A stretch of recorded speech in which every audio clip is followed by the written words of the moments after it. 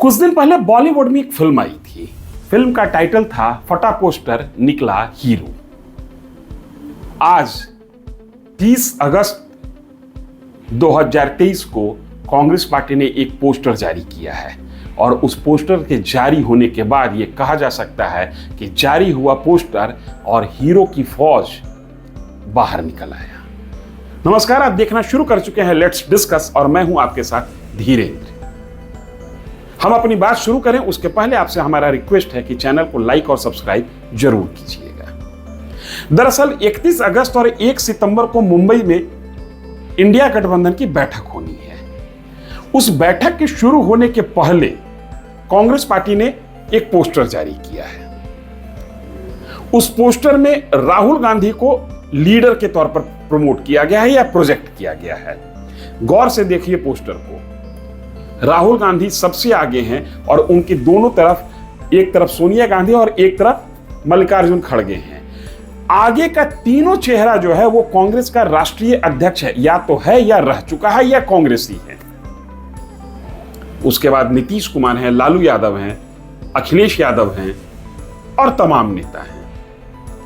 लेकिन गौर करने वाली बात यह है कि पूरे पोस्टर में अरविंद केजरीवाल कहीं नहीं है। क्या इसका मतलब यह निकाला जाए कि इंडिया गठबंधन जो है वो ये मानकर चल रही है कि अरविंद केजरीवाल इस टीम में आगे नहीं रहेंगे, या वो ये मानकर चल रही है कि किसी भी तरीके से अरविंद केजरीवाल से मुक्ति पाया जाए।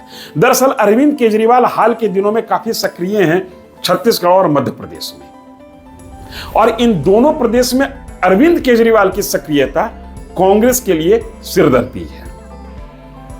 इस पोस्टर के आने के बाद अरविंद केजरीवाल की पार्टी के नेता से पूछा गया कि आखिर इंडिया गठबंधन में प्राइम मिनिस्टर पोस्ट के लिए नेता हो कौन, किसको सपोर्ट करना चाहिए। पार्टी के नेत्री ने तार्किक आधार पर अपनी पार्टी के नेता को प्रमोट किया।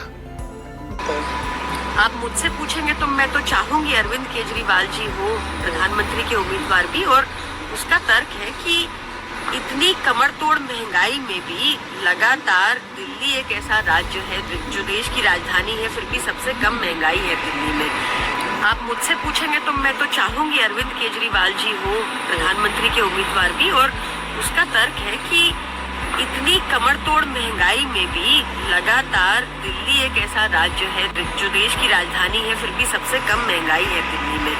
फ्री पानी मिलता है 20,000 लीटर प्रति महीना, फ्री अच्छी शिक्षा मिलती है, फ्री बिजली मिलती है, फ्री महिलाओं को बस यात्रा मिलती है, फ्री बुजुर्गों को तीर्थ यात्रा मिलती है, और इस सब के बाद भी एक मुनाफे का बजट पेश किया जाता है।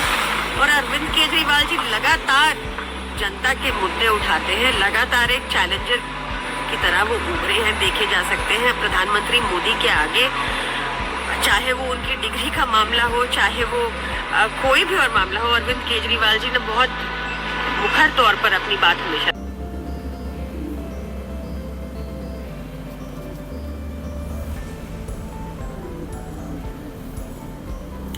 गौरतलब है कि इसके पहले ममता बनर्जी की पार्टी तृणमूल कांग्रेस ने और उस पार्टी के नेताओं ने ममता बनर्जी को प्रधानमंत्री पद के उम्मीदवार के तौर पर प्रमोट करने की वकालत की है। पार्टी के सांसद शत्रुघ्न सिन्हा ने खुल्लम खुल्ला कहा कि बहुत अच्छा होगा यदि प्रधानमंत्री भी महिला हो और राष्ट्रपति तो महिला हैं ही। आज इसी सवाल को उद्धव ठाकरे से पूछा गया। दरअसल 31 अगस्त और 1 सितंबर को जो मुंबई अधिवेशन होना है उसके आयोजनकर्ता में उद्धव ठाकरे और शरद पवार हैं। उनसे पूछा गया कि क्या इस अधिवेशन में तय होगा कि पार्टी इस महागठबंधन का या इस गठबंधन का संयोजक कौन होगा और प्रधानमंत्री पद का उम्मीदवार कौन होगा। उद्धव ठाकरे ने संयोजक के सवाल को तो घुमा दिया, कहा कि जरा उनसे पूछिए कि उनके यहां संयोजक कौन है, हम तो तय कर लेंगे एनडीए में कौन है, और प्रधानमंत्री पद का उम्मीदवार या चेहरा कौन होगा, इस पर उनका जवाब सुनने लायक है। आपने पूछा, हमारे पास प्रधानमंत्री बनने के लिए चॉइस बहुत है। सवाल यह है कि भाजपा के पास और चॉइस क्या है। जो 10 साल बैठे थे उन्होंने क्या किया सब लोग देख रहे हैं, सब लोगों ने उनका अनुभव लिया है। अब बीजेपी के सामने सवाल है कि अरे अभी चुनाव जीतना है, क्योंकि कर्नाटक में तो देखा आपने कोई कामयाबी हासिल नहीं हुई। बजरंग बली भी लाना पड़ा उनको, लेकिन तो भी बजरंग बली ने उनको आशीर्वाद नहीं दिए। तो अब उनके सामने सवाल है कि चॉइस क्या है, क्या कौन बनेगा जो करोड़पति। उद्धव ठाकरे कह रहे हैं कि हमारे यहां एक लंबी फेहरिस्त है प्रधानमंत्री पद के लिए, कोई भी हो सकता है। उनके यहां कौन है? इस अधिवेशन में शामिल होने के लिए लालू प्रसाद यादव और तेजस्वी यादव 2 दिन पहले ही, मतलब 29 तारीख को ही मुंबई चले गए। इसके पहले अभी तक यह देखा गया था कि बिहार अधिवेशन में ये लोग आयोजन करता थे और बेंगलुरु अधिवेशन में नीतीश कुमार, लालू प्रसाद यादव और तेजस्वी यादव साथ में गए थे, लेकिन इस बार नीतीश कुमार साथ नहीं गए। क्या इसका भी कुछ मतलब निकलता है? राजनीति में बेमतलब कुछ नहीं होता। लालू प्रसाद यादव से एयरपोर्ट पर पत्रकारों ने पूछा कि आप मुंबई क्यों जा रहे हैं। लालू प्रसाद यादव का जवाब सुनिए और उनके शब्द को समझिए। मुंबई में नरेंद्र मोदी के नट्टी पर चढ़ने जा रहे हैं हम लोग। आज का दिन नरेंद्र मोदी के नट्टी पर पकड़े हुए हैं, एकदम हटाना।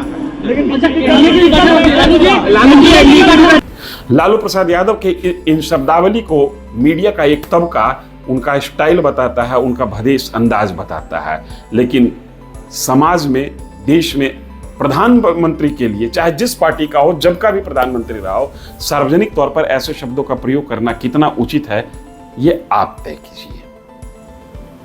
मुंबई अधिवेशन में क्या कुछ होगा और उसके पीछे की कहानी क्या है, ये हम आप तक लेकर आते रहेंगे। आपसे दरख्वास्त है, रिक्वेस्ट है कि चैनल को लाइक और सब्सक्राइब जरूर कीजिए।